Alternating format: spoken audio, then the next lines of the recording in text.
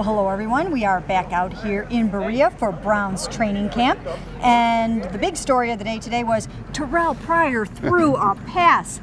He actually completed a pass to Travis Benjamin in team drills. It wasn't pretty.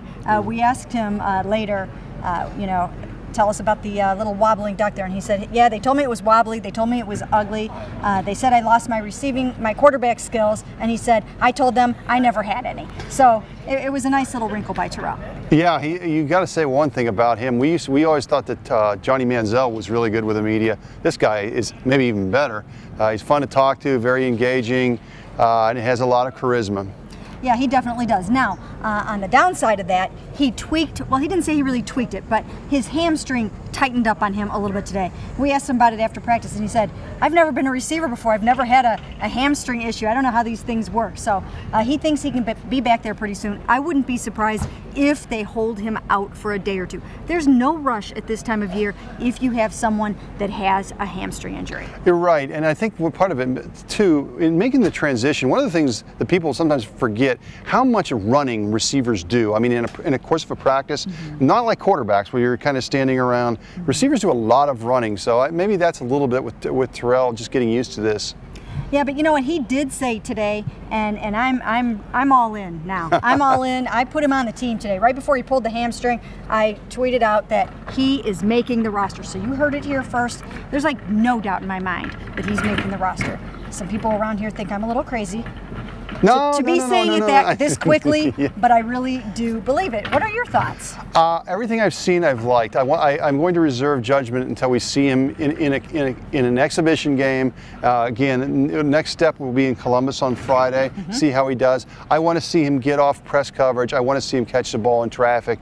But everything I've seen out here has been very encouraging.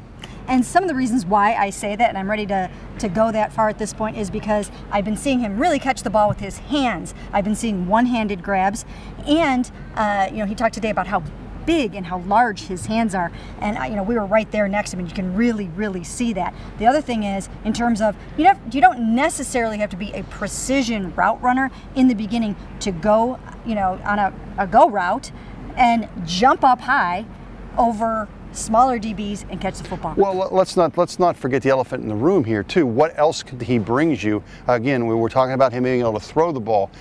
He's a terrific runner. So he's a guy that even if he's not a number 2, number 3 receiver, I think you're going to maybe think about keeping him because of all the other little things that he can bring you and make defenses game plan for. Exactly. You can create mismatches. He can play tight end and do all kinds of things. We also talked to a couple of other guys today. Justin Gilbert, he is not getting the opportunity when the first team goes out there and they give a veteran cornerback a rest. The first guy out is Pierre Desir, the 4th round pick from last year. Justin Gilbert is not getting those opportunities right now. I think that's very significant. Justin Gilbert is your number 8 overall pick from last year, so it says a little bit about both of those guys. Yeah, and I think it also says something about the organization and what we saw this last year with Ben Tate. They don't play favorites here.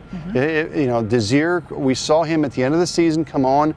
We saw him being very good, I thought, in spring practice, especially toward the end, and that's just kind of carrying over. And right now, I just think that they feel that he's giving them a better chance in August. Now, that can change, but it's kind of the same trend that we saw at the end of last year, right? Yeah, for those two.